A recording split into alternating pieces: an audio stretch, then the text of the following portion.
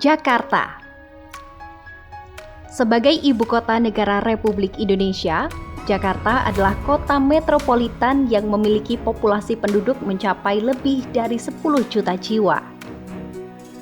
Jauh sebelum bernama Jakarta, kota ini telah lebih dulu mengalami banyak pergantian nama.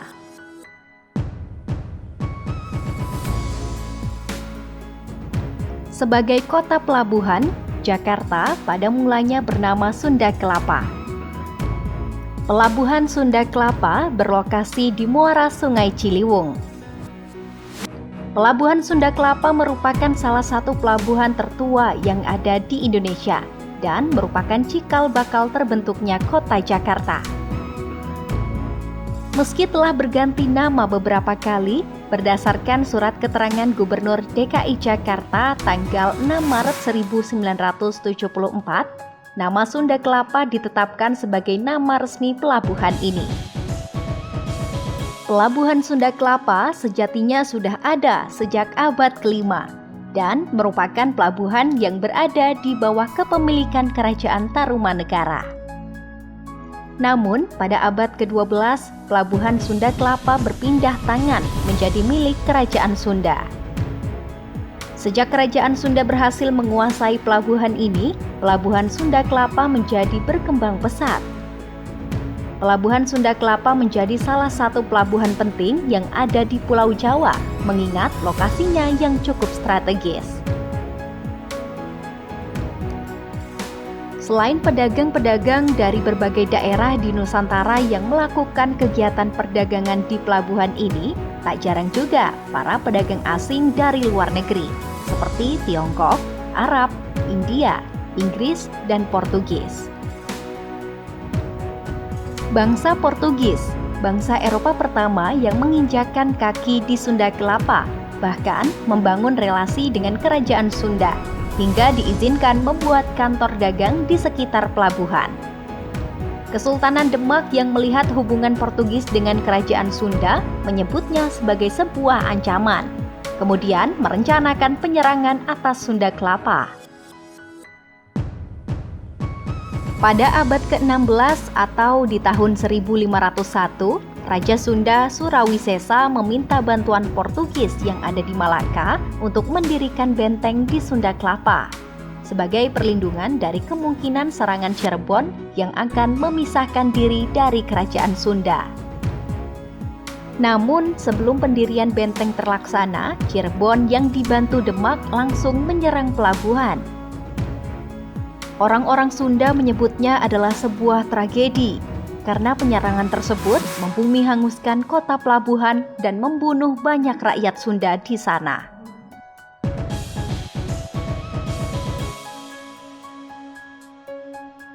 Tragedi pendudukan pelabuhan Sunda Kelapa oleh pasukan gabungan Kesultanan Demak Cirebon di bawah kepemimpinan Fathahillah pada tahun 1527 membuatnya mengubah nama Sunda Kelapa menjadi Jayakarta.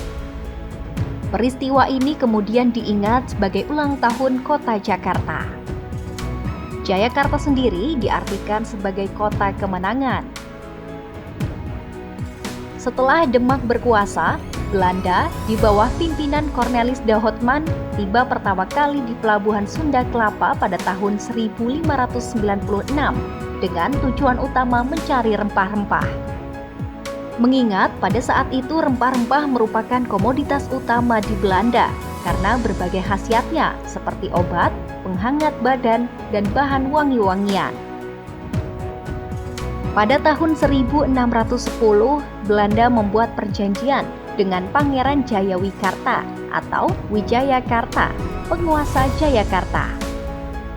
Mereka membuat suatu perjanjian yang disebutkan bahwa Belanda diizinkan membuat gudang dan pos dagang di timur muara Sungai Ciliwung. Setelah perjanjian disetujui, Belanda pun mendapat keuntungan yang besar dengan perdagangan rempah-rempah yang mereka lakukan di negeri asal mereka. Melihat keuntungan yang pesat, Belanda akhirnya memutuskan untuk melakukan ekspansi di Jayakarta. Belanda kemudian mengganti nama Jayakarta menjadi Batavia.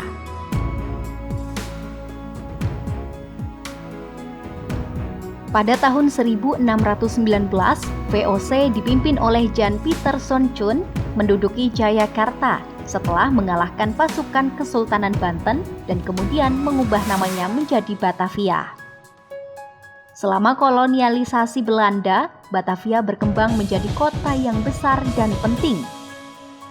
Menyadari bahwa Batavia dipenuhi oleh VOC, Sultan Agung mulai berpikir untuk memanfaatkan VOC dalam persaingannya menghadapi Surabaya dan Kesultanan Banten. Setelah Surabaya berhasil ditaklukkan oleh Mataram, mereka menyerang Banten. Akan tetapi, untuk dapat menyerang Banten, Mataram harus mengatasi Batavia terlebih dahulu.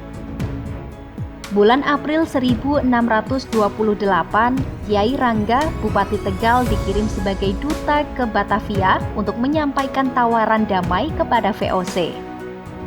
Namun, tawaran tersebut ditolak, sehingga Sultan Agung memilih untuk mengibarkan bendera perang. Tanggal 29 Agustus 1628, Mataram melemparkan serangan pertamanya kepada Batavia. Serangan mereka lancarkan terhadap benteng Hollandia yang terletak di tenggara kota. Namun serangan itu berhasil dihalau oleh 120 pasukan VOC yang dipimpin oleh Jacob van der Platen. Memasuki bulan Desember, Mataram sudah kehabisan persediaan dan akhirnya gagal melakukan perlawanan. Setelah Mataram mundur, Belanda berhasil mempertahankan kedudukannya di Jawa.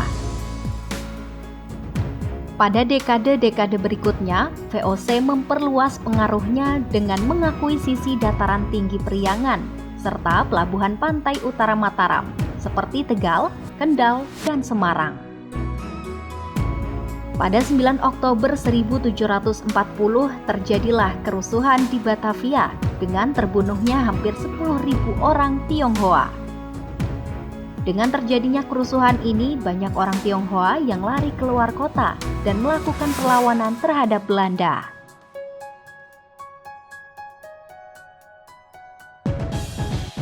Pada tahun 1942, Belanda takluk di tangan Jepang dan berhasil mengambil alih kekuasaan dan kembali mengusulkan nama baru. Dari Batavia tercetus nama baru, yaitu Jakarta Tokubetsushi, yang berasal dari bahasa Jepang, dengan arti jauhkan perbedaan. Di samping itu, kondisi Batavia memang dikenal sebagai kawasan yang berisi percampuran dari berbagai bangsa. Nama Jakarta Tokubetsushi kemudian disahkan saat peringatan Hari Perang Asia Timur Raya pada 8 Desember 1942. Namun, masa kekuasaan Jepang tidak berlangsung lama, karena pada tahun 1945 Jepang menyerah pada Sekutu.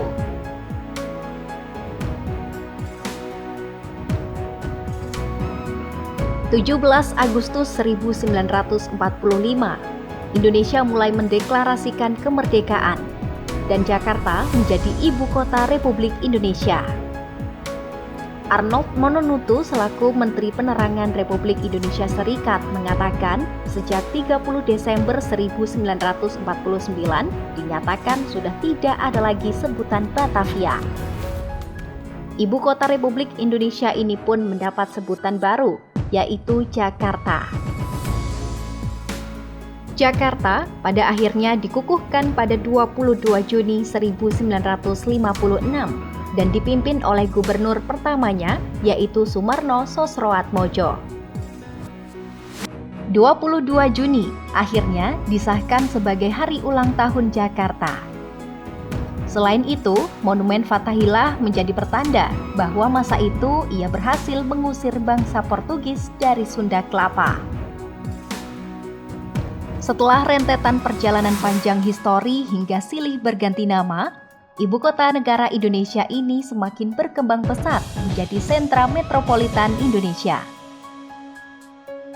Banyaknya penduduk urbanisasi di Jakarta menjadikannya kota sibuk dan tak pernah tidur.